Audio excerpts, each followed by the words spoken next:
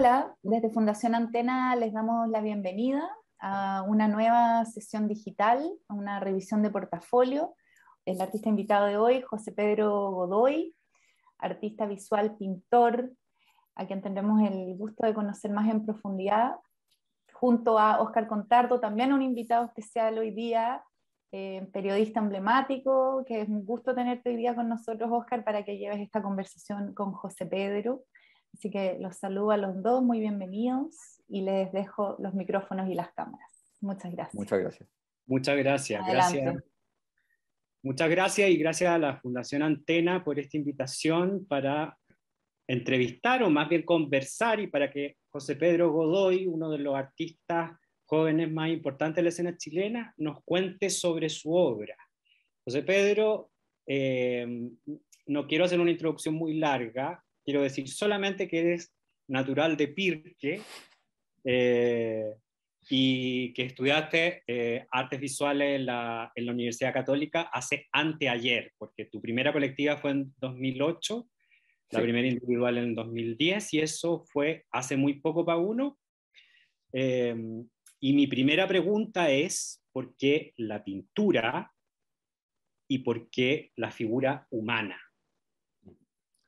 Gracias, Oscar. Gracias a todos los Antena por esta invitación. Eh, bueno, hay varias razones. La primera, que es la más obvia, era el típico niño que le gustaba pintar y dibujar y tenía interés por las artes en general. Entonces, por eso empecé a estudiar arte. Y en esos primeros años que uno es muy permeable, tuve una profesora, la Alejandra Wolf, que, que fue como mi mentora, y ella era como una gran apasionada de la pintura. Entonces, como que toda esa pasión me la supo transmitir como de una forma muy intensa. A eso se sumó que yo creo que era un momento en que la pintura volvía a estar de moda, entonces había mucha pintura a la mano, sobre todo muchos libros, habían habido un par de exposiciones antes. Por otro lado, tuve muchos compañeros que también se interesaron por la pintura, especialmente la Claude Vitrán, que es mi gran amiga. Entonces, todo el proceso de aprender a pintar fue un proceso que estuvo como acompañado como de fiesta y de mucha diversión. Y yo creo que además tenía ciertos intereses estéticos y temáticos que venían más del colegio. También por otra profesora que me supo guiar un poco como en literatura y artistas y cineastas gays. Voy a mostrar dos trabajos que hice en la escuela, que también creo que son súper persistentes en lo que he seguido desarrollando. En el fondo, como que creo que hasta ahora sigo haciendo variaciones sobre lo mismo. El primero es Todo el amor que perdí, que es una naturaleza muerta, con estas figuritas coleccionables que son como imitaciones baratas y reducidas de como una loza fina.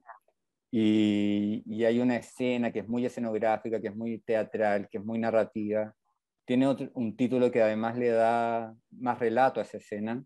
Es un cuadro grande, entonces como un escenario posible para el espectador que lo ve. Y otro trabajo que tengo es, y aquí me van a disculpar porque es un trabajo muy antiguo, entonces la calidad de la foto es mala, pero es este que es versión no oficial del desnudo masculino, que era un estudio de la pose y, y de cómo permanecían ciertos códigos en el desnudo masculino, tomando como referencia la historia del arte, en particular el Miguel Ángel, o sea, el David de Miguel Ángel como el desnudo heroico y el Adán de Masacho como el desnudo humillado, y cómo estas formas de pose se iban repitiendo, reproduciendo en la cultura popular. Que también es como otro tema que me gusta, que sé que suena un poco trasnochado, Mira, pero la conversación entre alta y baja cultura. Tengo un par de fotos más de este trabajo para que se puedan hacer un poco una idea de... explícame un poco, son las figuras de desnudos que tú encontrabas y que a la vez reproducías. Claro, fue como una investigación, primero basándome en desnudos de la historia del arte, y después fui buscando desnudos en el cine, pornografía, fotos de paparazzi, publicidad, pero ¿qué formas o qué figuraciones o qué representaciones tenía el desnudo masculino en una cultura también ya más masiva? Eso a mí me parece interesante por algo, porque es el desnudo femenino es lo que se tiende a reproducir. Encontrar desnudo masculino en cultura popular es mucho más difícil. Es mucho más difícil, es mucho más escaso, y de ahí, bueno, obviamente primero por mi atracción hacia los hombres y porque creo que un hombre desnudo es algo muy bello de mirar, pero además es como un bien escaso, sobre todo en, no sé, pues, en el cine y en la televisión, y más todavía en esa época. Entonces yo creo que, claro, mi investigación sobre el desnudo masculino parte ahí porque coincide algo que me interesa con algo que me gusta. Y de ahí he seguido esa investigación porque también creo que o no creo, estoy súper seguro, que el desnudo masculino ha sido una forma de representar la masculinidad y de construir la idea de la masculinidad. Y de repente esas mismas formas van teniendo distintos significados, como ese traspaso del héroe al objeto, o de la glorificación de la guerra a la representación del deseo. Lo que a mí me resulta como fascinante en lo que haces tú es, lo que haces tú, es que con el desnudo masculino, es que lo explicitas eso que quieres decir y que por lo general en el arte estaba siempre sugerido, ese homoerotismo sugerido, o en la cultura popular incluso. Ujú. En Ben-Hur, que estaba sugerido una relación de un pasado romántico entre dos amigos, tú lo haces explícito. Sí. Y bueno, yo también tengo, o sea, muchos de mis referentes, los artistas que admiro son esos artistas que construyeron el homoerotismo en el siglo XX. Paul Catmus o todos estos fotógrafos que hacían estas revistas Beefcake, pues no sé, Pierre Gilles o Alair Gómez. Igual es abundante las representaciones de hombres desnudos. Lo que pasa es que quizá hay que buscarlas un poco más, pero una vez que aparecen, es como una fuente inabarcable, como que siempre van apareciendo nuevas formas. Y también me interesa mucho esa investigación que es como sobre variaciones sobre lo mismo. Como que no hay una originalidad ahí, sino que hay un No, sentido de posta y como de una cultura compartida. ok, seguir una Claro, tradición que no estaba explicitada, volviendo como a la idea. claro. Y cómo ir, por ejemplo, este cuadro es una cita muy directa a un cuadro de Paul Catmus que se llama Finisterre.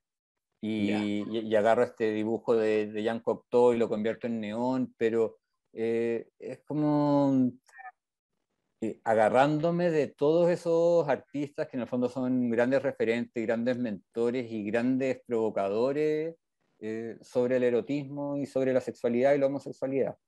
Y otra cosa que me ha interesado también es revisar cómo ha sido representada la mujer tradicionalmente como objeto de deseo, a diferencia del hombre que siempre es el portador de la mirada, pero no posa sexualmente. Y en eso hay mucho como de la mitología. Por ejemplo, esta serie que se llama Io está basada en ese mito de que Zeus se convierte en una niebla y le quita la virginidad a Io. Y hay un cuadro de Correggio que representa eso. Y nada, pues aquí quise hacer como esas caras de éxtasis dentro de una niebla que, que, lo, que lo está Hay, penetrando. ahora que me explicáis eso, desde la mitología, esos rostros de éxtasis también, o sea, lo que los primeros rostros de éxtasis que uno ve en el arte, así en la enciclopedia, son religiosos. Claro. Y en este caso, esos rostros, y es curioso porque tú ahí los ponís solamente el rostro, no aparece el cuerpo, que es Ujú. algo súper identitario tuyo. Y de hecho, creo que en trabajos anteriores, generalmente la cara era una cara más hierática y no tenían como mucha expresión. Estos cuadros nuevos es como llevar el sexo a ese gesto. Creo que es como muy explícito que hay deseo y hay placer. Que es algo como muy atractivo que tienen esos éxtasis místicos. Sí. También, Esa, también he hecho otros trabajos como con Leda, que también, o sea, lo que hablamos, en el arte, el erotismo sobre la mujer es súper abundante y aunque sí hay mucho desnudo masculino, siempre es, es un héroe, es como un hombre fuerte que viene a marcar su territorio, viene a matar o viene como a triunfar, pero nunca es vulnerable. Entonces me interesa esa relación como entre desnudez, fuerza y también vulnerabilidad. Y también pensar como que en los hombres, como en los hombres mirados de lejos o en las dinámicas entre hombres, existe un misterio difícil de descifrar. la mirada que a uno lo lleva, tus cuadros, tiene algo de voyeur, Sí, como de, que es algo que yo alguna vez o te he dicho, que es primero de estar mirando algo que uno no debería estar mirando, y segundo, que cuando uno deja de mirarlo, va a pasar algo. sí. Eh, bueno, como esa mirada lejana, como de ser espectador de la escena y no ser partícipe necesariamente, pero sentirse como atraído a participar. Pero es como un misterio, como en una lejanía que se tiene que descifrar. Eh, Creo que ahí hay algo atractivo y algo, bueno, misterioso. En este óleo, Ujú. la gallina ciega, aparece otro elemento que es la naturaleza. Sí. Yo creo que hay algo ahí muy propio de que yo crecí mucho a la intemperie, en el aire libre. Y toda mi iniciación sentimental y erótica fue en contextos más o menos naturales. Entonces creo que hay como un vínculo muy personal de fiesta, descubrimiento, de esconderse, de espiar. Y bueno, también me interesa la naturaleza, que son como esos cruces que generalmente trabajamos los artistas, eh, como entre esas contradicciones entre artificio y naturaleza, o dolor y placer, pero cómo se reúnen cosas que de repente son antónimas. Bueno, acá no hay aparentemente figura humana, Pero sí, pero sí. Y claro, y aparece en uno, no hay, no sé cómo decirlo, no hay un indicio claro de naturaleza humana hasta que uno ve y se queda contemplando el cuadro. Entonces uno ahí hace la asociación. Esta obra es más bien, es reciente, es súper sí, reciente. sí es este año. ¿Cómo llegaste a esta, a esa imagen, a las plantas carnívoras? Fue algo como tan, de repente como tan simple como unir dos series distintas en el mismo cuadro. Tenía ¿Ya? por un lado este tipo de imágenes que también era como esa idea de ser voyeur, de mirar muy de cerca una situación erótica de la que uno no formaba parte. Eh, Son cuadros que, bueno, que esta serie la mostré en la exposición de Bellas Artes. Está este que tuvo su momento de fama, El eh, que te robaron. el que me robaron. Y por otro lado tenía las escenas de naturaleza muerta y, y nada, pues como que surgió así, como ¿qué pasa si se reúnen esas dos cosas? En el fondo también todos los cuadros de flores era tratar de hacer como, de representar como una materialidad que las flores son muy cursi, son muy románticas, pero también tienen una cosa como genital, que es obvia, que es evidente, que es un lugar común. A mí me interesan los lugares comunes.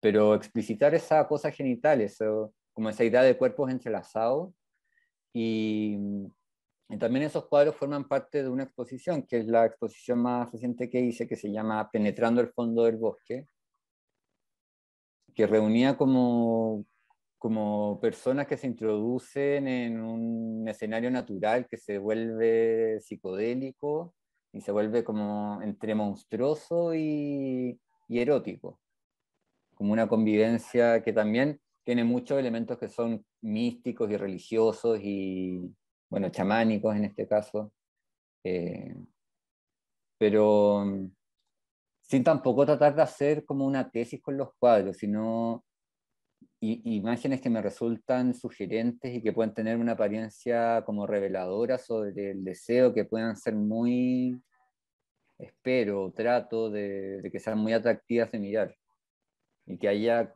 como una pulsión erótica que no solamente es como por la cara del tipo teniendo un orgasmo, sino como esa sensualidad de una imagen muy nítida y muy saturada, muy llena de cosas. Tú dijiste que te gustaban los lugares comunes Ujú, y bueno, y las alegorías, claro. por lo que uno desprende por lo que nos has dicho. ¿Cuáles son los referentes para ese gusto? ¿En dónde encontramos más allá de los referentes en la pintura misma? Bueno, por ejemplo, en este cuadro, un referente que me apasiona son las teleseries. Ya. Como en todo ese melodrama y toda esa exageración de personajes y de narrativas y de vínculos humanos y de las formas como de ser bueno o de ser malo. También, bueno, como un gran referente que tengo que ahora que he vuelto a leer es Manuel Puig. Uh-huh. Bueno, este cuadro que no tiene nada que ver con la novela se llama como esa novela acá, La Noche Tropical, pero también es la forma en que él recurre a la novela rosa y como a personajes muy afectados y a relatos muy menores, como las conversaciones que tenían las mujeres en la casa, donde todo era como hablar de chismes de lo que pasaba en el pueblo.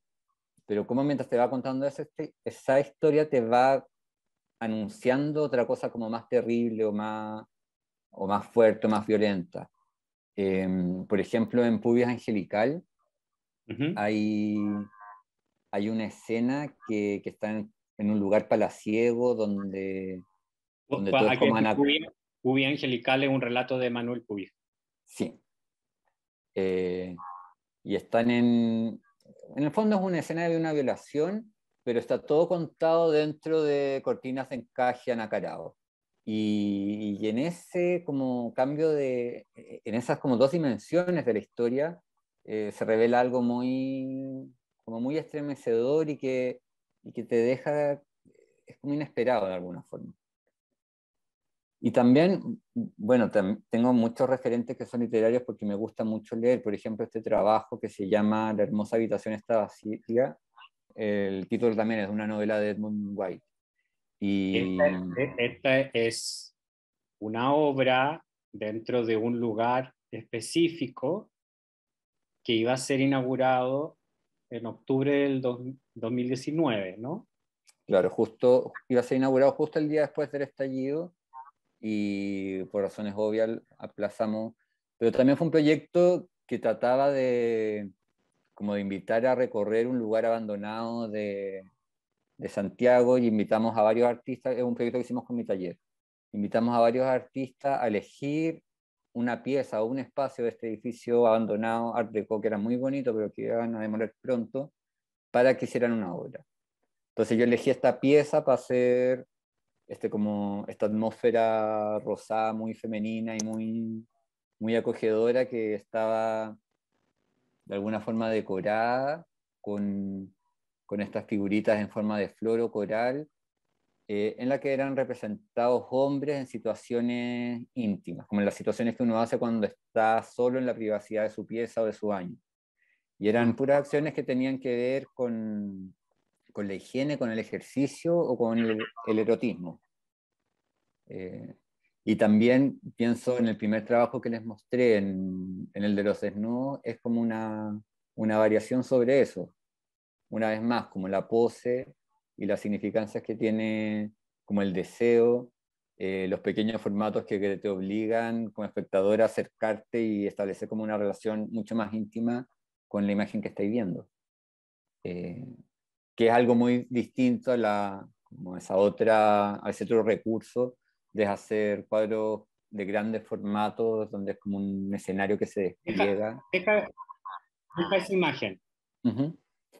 que bueno, que es un gran formato y que fue tu exposición en el Bellas Artes, donde tuviste que llenar un espacio enorme, enorme. Eh, eh, ¿Cómo se piensa una exposición para esos espacios que podría provocar un ataque de ansiedad espantoso? Sí. Bueno, yo creo que ya han pasado muchos años desde que empecé a hacer ese proyecto, aunque tú digas que 10 años no es nada, pero, pero yo no sé si ahora podría embarcarme en un proyecto así de nuevo, pero, en esos años como que tenía mucha ambición y muchas ideas y muchas ganas de mostrar, entonces lo pasé muy bien haciéndolo. Ah, sí. Obviamente, pero lo que te digo, yo ahora no creo que lo pasaría muy bien.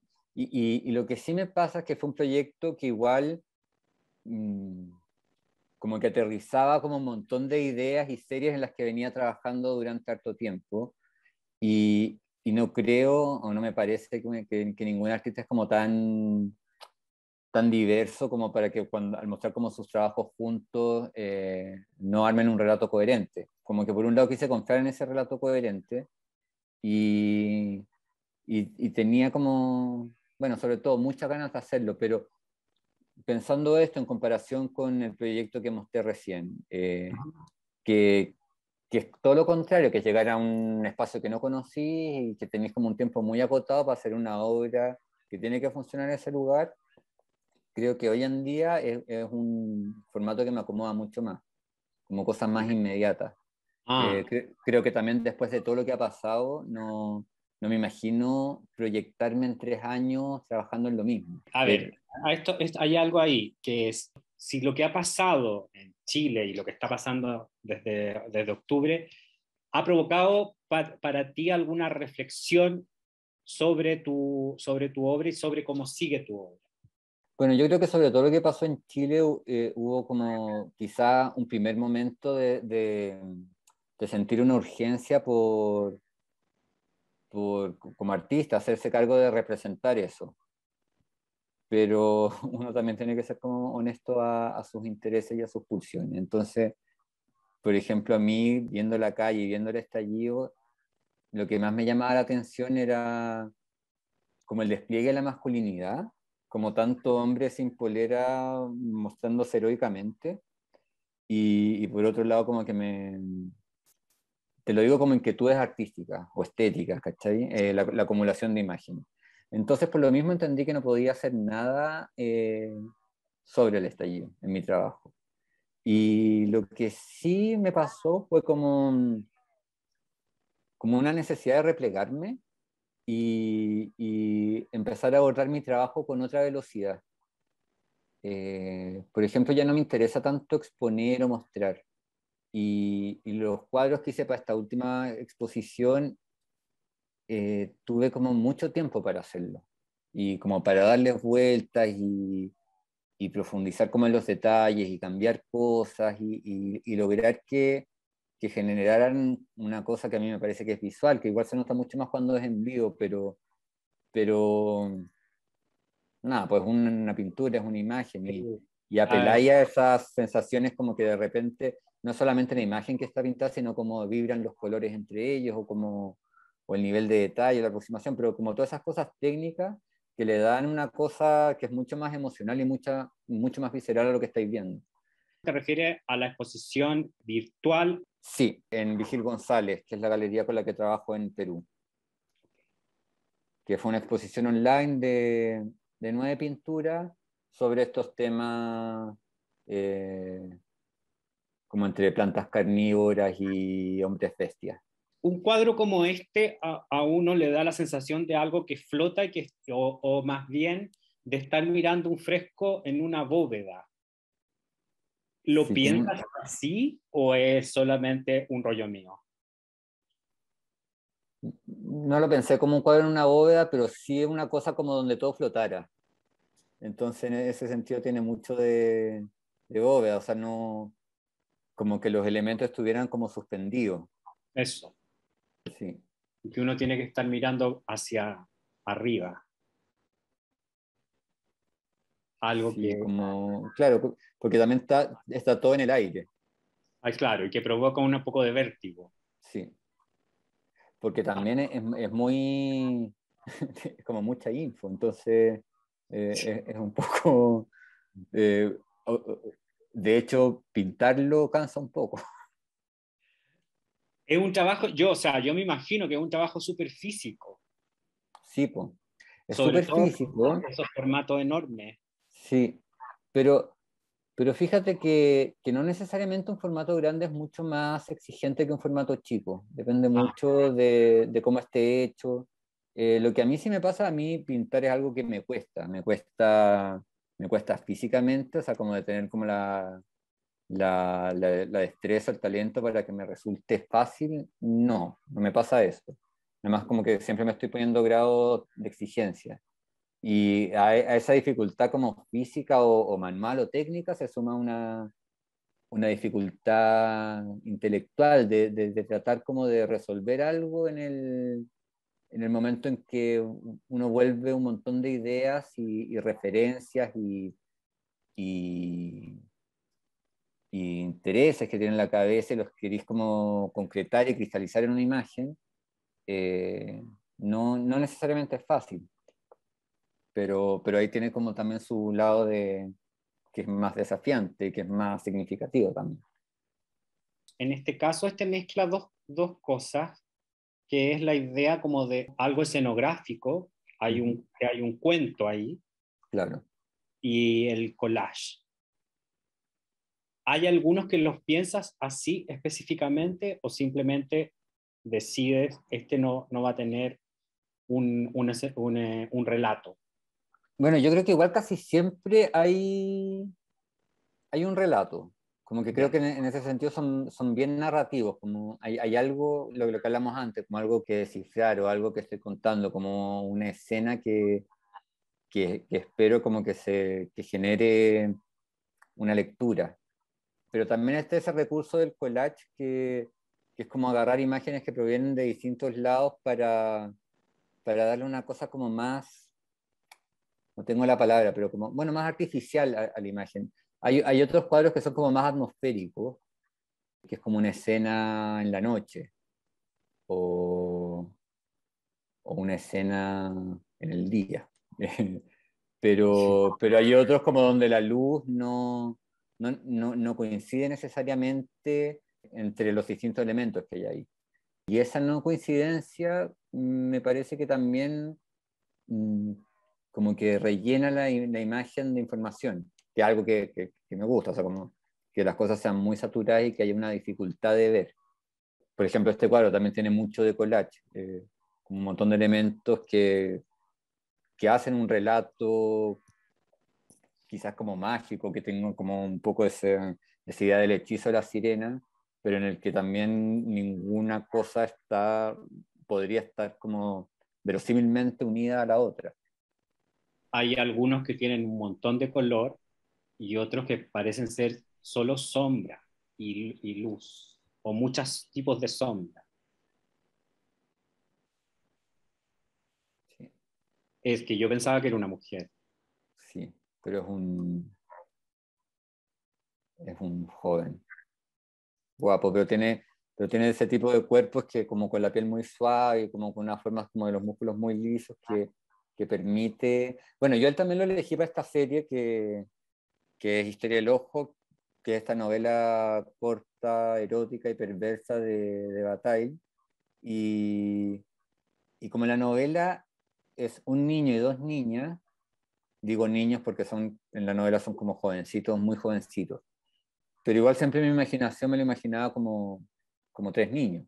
como quizás 2 niños más femeninos y uno más masculino. Entonces, me interesaba como estos cuerpos que podían verse como de un jovencito fuerte y de repente podía ser como de una niña. Como esa ambigüedad en ese relato y también como en las imágenes que me producía, porque igual tiene toda esa cosa como que por un lado puede ser como muy abyecto, a veces muy escatológico, muy violento, muy criminal, pero siempre muy, muy sensual. Perfecto. Muchas gracias, José Pedro. Lo musculoso, lo blando, lo alegórico, lo barroco, lo pop, las citas a mitos griegos, el boyerismo, todo en una obra de un jovencísimo artista, José Pedro Godoy.